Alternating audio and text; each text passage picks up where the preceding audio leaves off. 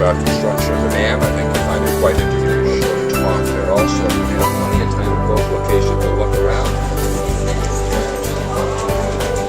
All the way down to the bottom, please. 1, 2, 3, 4, 5, 6, 7.